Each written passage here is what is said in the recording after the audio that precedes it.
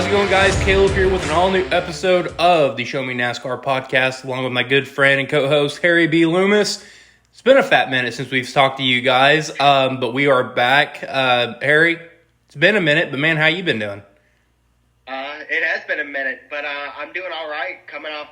We're coming off a great race weekend, though. I'm bummed out I didn't get to go to Kansas. It's been the first time in about 2 years, but I know you did. So how was your experience there? Oh my goodness, guys, let me tell you what, I've been fortunate, and I've been to several races as a fan and several races as a credentialed media outlet. I have to say, that was probably the best race I've ever saw in person, 100%. And maybe the best race I saw ever. I mean, it's either that or the 2021 Bristol night race. I mean, it's top two, 100%. But, excuse me. But yeah, great weekend at Kansas, man. Congratulations on graduating. I did see that on Facebook. Thank you. Getting one step closer to becoming a full-time adult. Gross, right? Absolutely. But, man, Kansas was so much fun this weekend. Got to see a lot of my great friends in the media outlet world. I know Justin Schuler was there. Jarrett Iceberg from YouTube. Oh, man, you want to talk about – me and him talked for a while, man. He's such a cool dude. Got to see him, obviously, down there. Jeff Gluck, Bob Pockers. The coolest thing – okay, so you know how they do the tweet up, right? Right. And Zach Sterniolo was there, a great guy. I've never really – I met him at Daytona, but never really got a chance to actually talk with him. But the coolest part is that we're all going to the tweet up. It's me – Jeff, Bob, Zach Sterniolo, Jarrett the Iceberg, Justin Schuler from Kicking the Tires. We've had Jerry on before. And Brett Winningham, who's a NASCAR Brett on Twitter, if you guys want to follow him, a great follow for stats and whatnot. But we're all standing there, and there's maybe 75 to 100 people. It was a pretty decent sized tweet up. About the average size, but still a pretty decent crowd. And then Bob turns around, and then he was like, "Oh, I there's also these media, journalists out here," and shouts every single one of us out. All of this small, yeah. And that was the coolest thing. I mean, considering that Bob and Jeff are one of my lifelong heroes, to have them all of a sudden know my name and know what organization they're actually be like, "Hey, look at what these guys are doing too." Exactly. That's exactly what it was. And by the way, I don't know if we've ever announced this. We will have Bob on the show. We got Bobby P on the show. Talked to him at Kansas about that. It's going to be during the NBC portion of the season, just because it's going to be a lot easier on him. Looking forward to having that. Would love to have Jeff Gluck on the show. Just got to schedule some things out for that, but we did talk about that too. So we got some good guests coming. Just be patient. But right now, you got to hear Harry and I talk about this past weekend, Bam. But what all did you catch? Were you able to catch any of the racing going on? So I caught absolute zero of the truck or ARCA race. I did see it was Enfinger and Jesse Love getting the wins there. I was able to see just about all the Cup race. I missed Larson's spin at the first 5 laps or so, but I was tuned in from there on out. And I got to tell you, that was probably, in my opinion, the best race since the Coke 600 last year. I mean, it had just about everything. Even though, for the most part, it was all Toyota. Hamlin was up there the whole time. Trucks dominated. The only one that really could compete with them is Larson, because there were some points where they were all 6 in the top 7 spots. Seems like the only ones that could compete with them were Larson and Ross Chastain, which I'm sure we'll get to him later on. Oh, man. But, yeah, that was something. But it was way more competitive than we've seen a lot of the races this year. You had the ability to pass. You had the ability to run side by side. The high line was working. The bottom line was working. I thought Hamlin versus Larson's battle was phenomenal. And I got a little bummed out at first because I thought Hamlin hit him.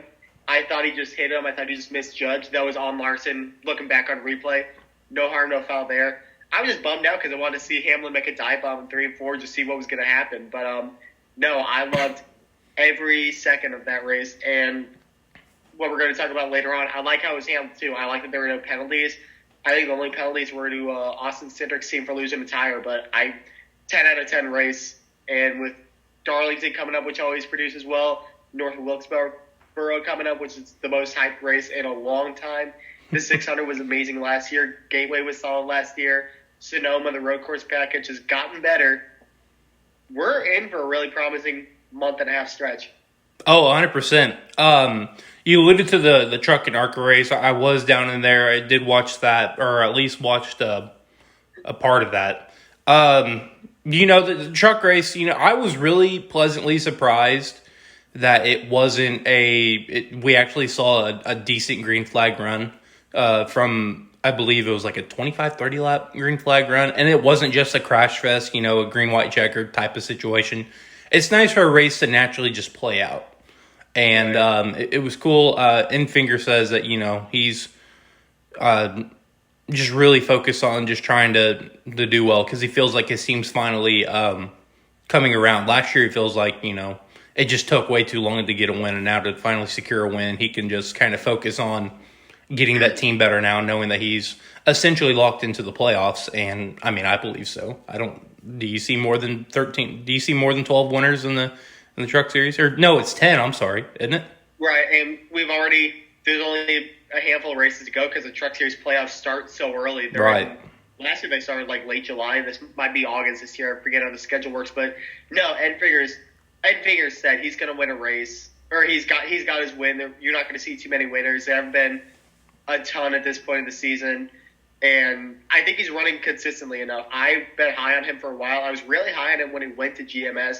Last year, I think I had him winning like 4 or 5 races. I thought they were going to be that good of a match. Didn't end up happening, but they're starting to hit their stride, you can tell. And I don't think it's out of the equation for him to get another win before the playoffs end, or before the regular season ends. But I think this is a team that's definitely trending in the right direction. I'm not sure if I'm seeing championship this year, but they could definitely be an outsider pick, kind of like what Stuart Friesen is every year. Yeah, no, 100%. I agree to that.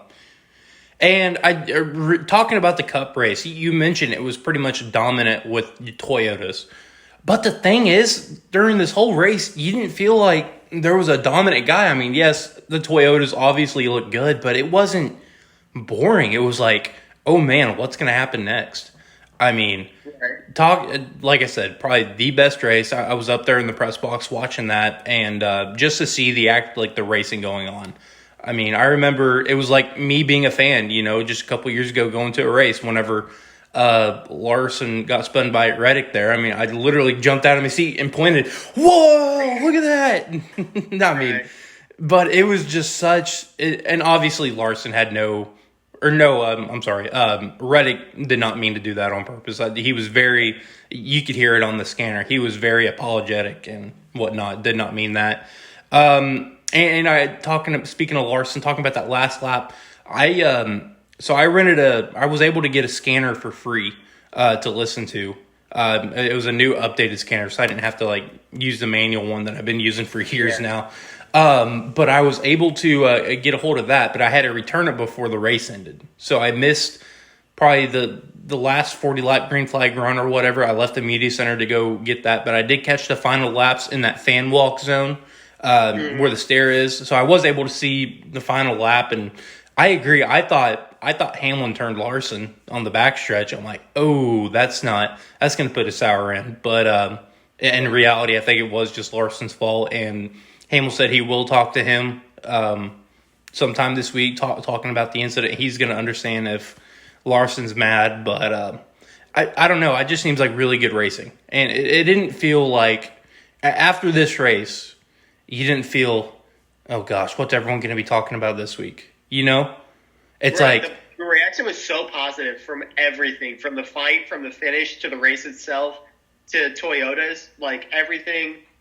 I didn't hear a single person with a bad thing to say about the race. And if it was probably because they hadn't seen the replay yet, because that's the one thing that drives me crazy is people, sometimes you'll see the fans on Twitter, get mad right away when they announce, when you see Bob's tweet, Hamlin wins after contact with Larson, and people are already pissed off because they haven't seen the replay yet, and they just think that he hit him because the TV angles showed that. And then you'll see the replay, and everyone's like, oh, yeah. I guess that wasn't what it was. But people, still, the day after when they post Cliff Daniels audio, they're like, did you not see that Larson got on the wall beforehand? It wasn't his fault. You can't see that in live time. That's a live reaction. Right. So why are we talking about that? But no, I thought everything was great.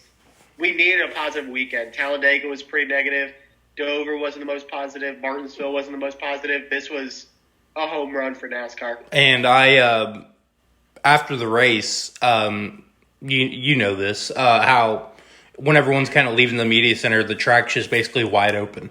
And so I was actually out there when Jeff was taking his quiet track pick, and I said, best race of 2023? He goes, oh, absolutely. And I don't know if you listened to that podcast, but yeah, there was a lot of positive things out there. Now, let's talk about the big thing that happened between Chastain and Gragson. I want to get your thoughts on it first. So, first things first, I was shocked when I saw who it was because I knew Gragson had gotten into some trouble. He was having a good run. He was in the back. He was running about top 15 all day before all his issues happened. But I completely forgotten if I'd even seen any contact with Chastain or that there was any to begin with. But it doesn't surprise me one bit that Noah's the guy to finally come up to him. But seeing the seeing the replay of the fight, what they said and everything like that, like Chastain did give him the opportunity to stop. Like when you do grab, you kind of got to be ready for a punch. And Ross hit him, and believe me, Noah was going to hit him back. That hit was about to land if that guy hadn't gotten in the way of that. Did you hear the contact? Oh my God, it was Chris. It was like as soon as he said like, "What's your deal?" you could hear him like right on the cheek. It was I might have just woken up from a hit like that. Like if I'm not braced for something like that, a guy athletic like a NASCAR driver, that's gonna take you after a little while. But I thought it was great. I thought NASCAR handled it well. Like Larry Mack said, I like that the pit crews didn't get into it, make it a bigger deal than it was. Just let them duke it out. Like they're getting out of race cars. Like they're not gonna do the most damage to each other. They're not big guys to begin with. Like just let them, like, if they're going to scrap for a little bit, let them go. Let the people that are supposed to handle it. And I thought they did.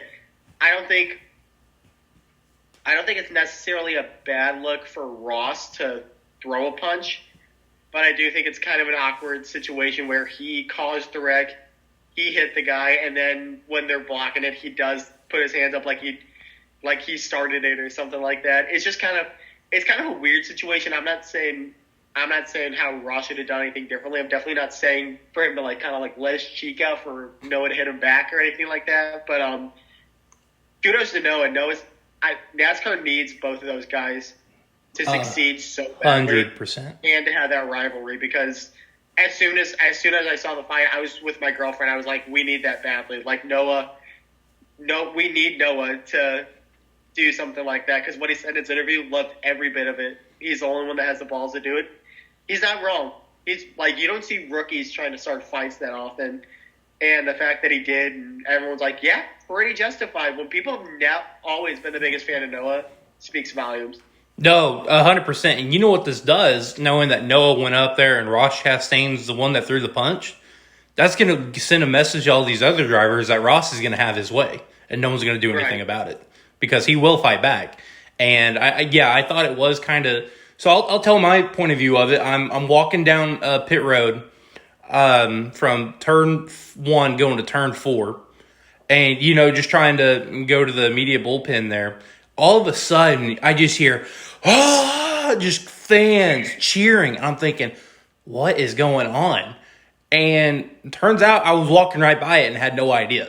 I mean, there was just so many people around it blocking it out, and then I finally looked at the replay, and I was able to kind of walk with Gragson. Ty Norris was like, "Everyone get back, whatnot," yeah. And just it was such a weird it was such a weird thing. I mean, you could see whenever the TV camera was following Gragson walking, and you see a little purple shirt just kind of run in the background. That's me. But it was so, I wasn't able to ask him a question. But he just basically said I was sick and tired of his crap, and no one else has the balls to do it, and so I'm gonna do something about it. And I think that is great. That is 100% what this sport needs. Needs that more than ever. Now, I don't want to see a fight every race, but I think seeing a good fight every once in a while is going to help the sport a bunch. I mean, you saw how much the Ross Chastain wall riding move has been used for advertising and whatnot. Right. This is another chance to do that. I mean, you're going to see this for years now. You're going to see that. What's a bigger moment you've had at Kansas? Like, what's a bigger, like, widespread moment? Like, I can't think of one. I've been at Kansas a couple times. Carl Edwards in 2008 when he made that video game move. That's the only thing I can ever think of. I mean, you're going to see this on replays for 5 years now coming to Kansas. You're going to see the last lap battle with Larson and Hamlin, and you're going to see that punch thrown. And it was such. I mean, that's what we need. I'm so glad NASCAR didn't penalize any of them. That was announced yesterday or on Monday. So I'm super glad about that. This is a big chance for NASCAR. And if you listen to the Dale Jr. download, you've always heard this from Dale Jr. But this is a big chance for NASCAR to take advantage of Ross and, build him up. Whether that's, the good, probably going to be the bad guy, obviously. I mean, but this is a chance for him to make a lot of money, a lot of new fans, and to grow the sport. I mean, that's exactly what Dale Earnhardt did, and this is a big chance for Ross to do it. Yeah, and the biggest thing is coming into next year. One thing to keep in mind, though, was I think Adam Stern reported he might be the guy to get Busch Beer when Kevin Harvick retires. Mm-hmm. So if you add that sponsorship money to a guy like that who is building this reputation, promote the ever-loving hell out of that. All your current TV providers, if you're negotiating for new providers, talk about how you're going to advertise your stars, talk about how you're going to advertise Ross Chastain, and keep up with it. I'm not saying keep wrecking people. Don't keep punching people in the face. You don't need to do that. But keep showing off the guys that aren't going to give you an inch, and keep showing off the guys like Gragson that aren't going to take shit from anybody. That's how you're going to keep building this sport. I think NASCAR has a golden ticket with Chastain, or a winning lottery ticket that they need to cash in, because this might never. Like him. He might not be your favorite driver, but he is what is going to keep this sport going forward right now. He is the best thing they got going for him in terms of personality. Chase Elliott might be a better driver. Kyle Larson's definitely a better driver. But Ross Chastain's going to sell you tickets. He's going to be a guy that makes you want to go to the track to see what he's going to do next. Yep. And yeah, I mean, when are we ever going to see this again? I mean, considering where he came from driving JD Motorsports cars and, all the lower fun teams to getting a shot in the big leagues and taking advantage of it. He won with Chip Ganassi Racing in the Xfinity Series, dominated at Kaleb, and ran 1 year at Chip Ganassi Racing, ran pretty good, almost won Nashville. If things would have turned differently, he would have won Nashville his first year at Chip Ganassi Racing. And now he's one of the top figures in the sport. So this is a big chance for NASCAR to capitalize on that. I hope they do. It's going to grow this sport. And very, very interesting to see what happened with that. But speaking of Noah Gragson, big news out of his team this past week. Legacy Motor Club is moving over to Toyota in 2024. Is that something you ever saw on your radar? I heard rumors about it for a little while, and I kind of figured it was going to happen. Legacy seemed like a team that had to do something. There are always talks about another team going to Toyota, one of the smaller teams, whether it was Legacy or maybe even a JTG Doherty, or even possibly, when Dodge was rumored with Stuart Haas. There are always talks about some teams like that moving around, so it doesn't surprise me. But I think it kind of is what it is. I think it makes sense for Legacy. I know people are going to hate seeing the 43 and a Jimmy Johnson funded or owned team driving to Toyota, but I don't care about that. I've never really thought that was as big of a deal. I understand why people do, but it just has been on my radar personally. In terms of a performance thing, I'm sure they got to be licking their chops after seeing Kansas, because like we were talking about, all 6 Toyota drivers were running in the top 5 at one point in the race. I know Christopher Bell had his problems, and Truex fell back for some reason. I can't really remember why. But they got they got speed, and that's one of those times where there's strength in fewer numbers because the funding is going to go almost directly to you. You got your Gibbs you got to work with, your 2311, and then it's you. You don't have to deal with anyone else. You're not going to share a manufacturer with half the field like you are at Chevy. I think it might be a bit of a lame duck year for them now because from what I've heard, Chevy and Toyota do not exactly play nicely at all. But Jones and Gragson are two incredibly talented drivers to begin with. They've got some tracks that they excel at, especially Darlington for Jones. He is money at this track, won last year. Gregson's got some tracks coming up later as well. And they have Toyota experience. I think it might be a short-term loss for them, but definitely a long-term gain. No, I agree with that. I was pleasantly surprised with that. I saw the tweet like everyone else did. And I wonder what that does because I know Johnson and Hendrick were very, very close. Does that damage that relationship at all? For business-wise, probably because, again, just the different manufacturers. I mean, I'm sure Rick doesn't take that personally or anything like that. Like Rick has a bunch of suitors like that he could help up. If anything, it might be a gain to a guy like, Spire Motorsports, who also has an alliance with them. Maybe they get a little bit more boosting that way. Or maybe this opens the door for a Dale Jr. to come in. There might be charters for sale. Rick Ware is always on the block. Live Fast is always on the block. Those teams that are just at the bottom of the barrel. Mm-hmm. You never know what can happen there. So I don't think Hendrick's going to feel the effects of it too bad. I think they'll be okay. It might be a benefit to them, to be quite honest with you, just to have two fewer cars in their stable just because of the OEMs now with the next-gen cars. So I think they'll be all right. Yeah. And I didn't realize this, but I just kind of assumed that they were going to be, technical alliance with Joe Gibbs, but that is not going to be the case. They're going to be the first independent Toyota team since Michael Waltrip Racing. Yeah. Which is surprising. I mean, it just seemed like just a couple years ago that organization was still there, but it's almost, 2015. Yeah, it's almost 8 years. It's been 8 years, which is hard to believe. But yeah, no, that's, they're both Toyota drivers, Gragson and Jones. I mean, they both went through the Toyota camps through there and got swept up by other manufacturers, but a chance to finally get them back. I see this as an absolute win for Toyota just because of numbers wise. I mean, they only have, 6, sometimes 7 whenever, 2311 has that third car out there. Only 6 full-time cars compared to Chevrolet, who has 20. I mean, something like that. Yeah, we'd have to go through the list, but it's something like that. Them and Ford are basically exactly. And it's,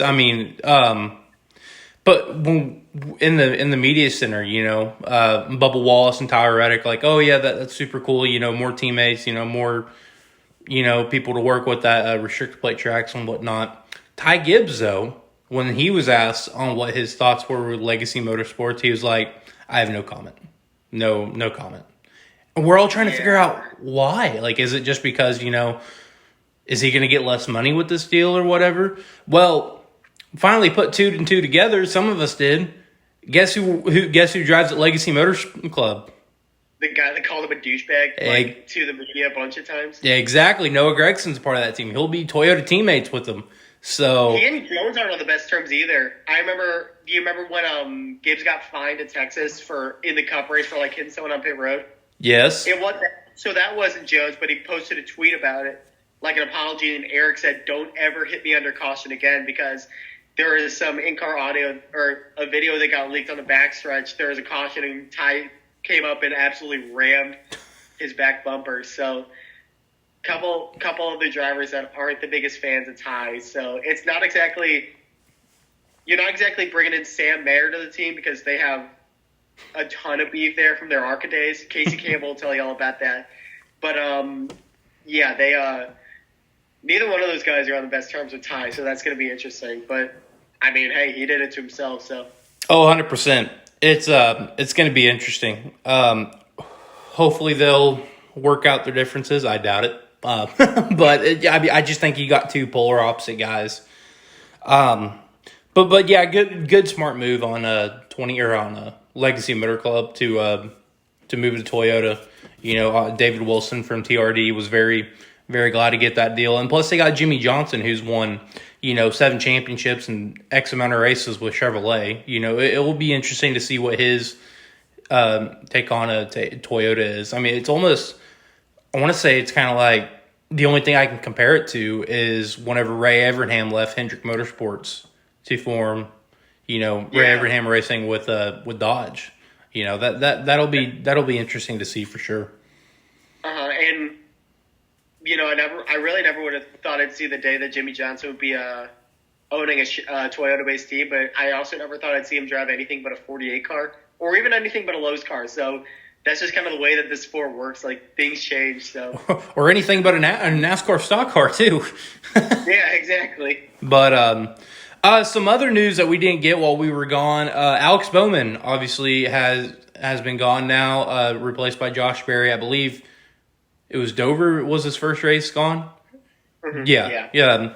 Broke one of his bones in his back at sprint car racing. Second time this has happened to a Hendrick Motorsports driver this year. Different scenarios, but second time a driver is going to be out. If you're Hendrick Motorsports, you kind of pump the brakes on letting drivers do extracurricular activities outside of their full daytime job, or what are you doing there? I mean, it's getting really tough because that wreck was a freak thing. Like, we all saw this one. We didn't see the Elliott deal. We saw this. It was a freak accident. It could have happened anywhere. Just kind of a fluke thing. But the question is, how many times are you willing to let fluke things happen? Mm-hmm. I think it's just wild that it's been Hendrick both guys. It's been things that they've both done regularly. Elliott's gone snowboarding several times. Bowman's gone dirt racing several times with no issues that you'd never heard about. So that really gets tough because when you have Kyle Larson there, he's at his best when he is doing everything.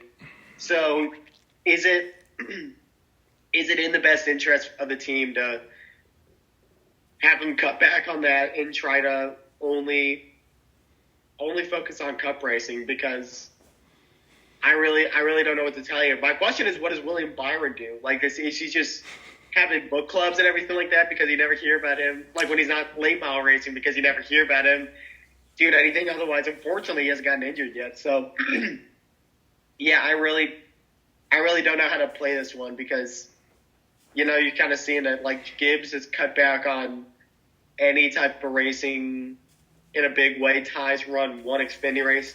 Christopher Bell isn't doing a lot of dirt racing anymore. Hamlin runs like 1 to 2 Xfinity races a year. For the most part, Truex doesn't do pretty much anything. So, I don't know. Honestly, I don't know how to go with it. I have mixed feelings about it. I mean, obviously with Elliott getting injured, I was on team, you need to let the drivers do what they want, and I mean, I'm still on that case, but to have that happen 2 times in a row in a season, I'm going to give it one more go. I'm going to be like, all right, if anyone else gets hurt, you guys are done. You guys are going to be limited on what you need to do because we need you guys, Right. I mean, Josh Berry's doing a heck of a job, but he's not in a full-time cup ride just yet. So I really don't know. It's just one more time, I guess. I would hate to see Larson or Byron get hurt, but it's just bad luck. I mean, the big thing too is they're not exactly. It's not exactly the safest alternative to only focus on going cup racing, though. Like, look at last year. Bowman missed time last year with a concussion. Kurt Busch had his career ended in a qualifying crash. So it's not necessarily like if you only go cup racing, you're not going to get injured or anything like that. Like, things can happen. Like Rob Moroso was killed in a drunk driving crash.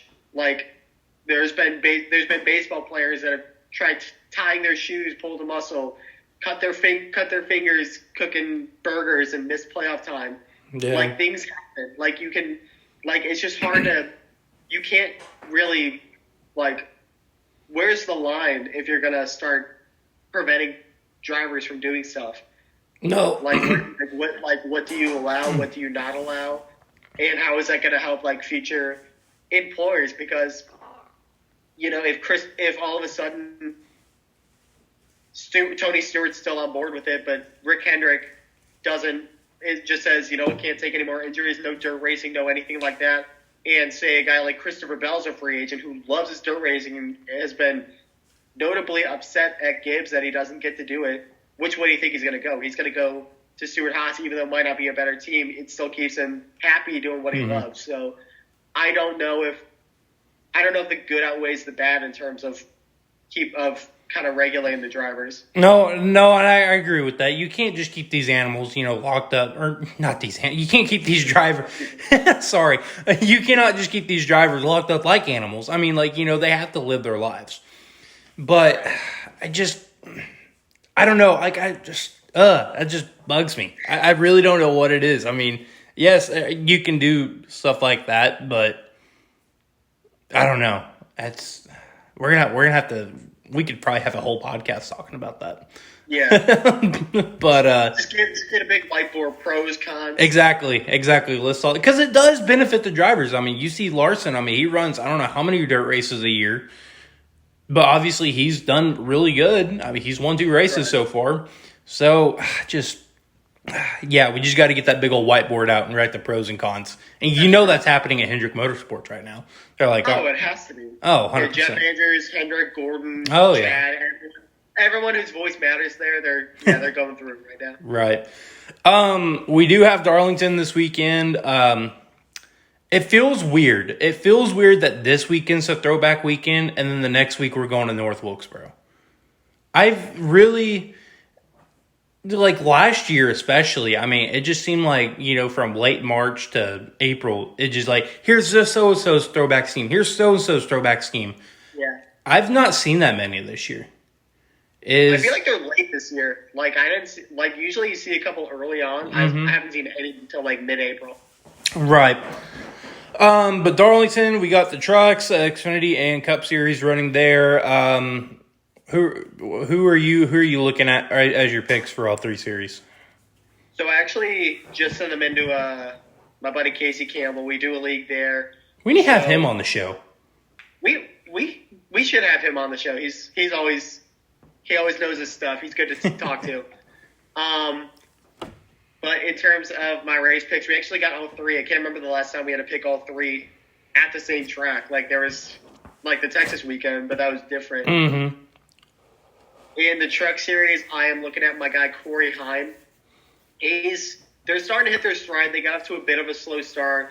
Won Martinsville, had a good run at Kansas. He seems like a guy that should do well at a track like Darlington. It's about driver control. He seems to have that in spades. And I think Tricon Garage, I almost called him DGR. Did not do that. I'm learning. I think they're due for another win, and I think he's easily the best they got. Also, I love the Timothy Peters Red Horse Racing throwbacks that they have. Oh, my goodness, yes.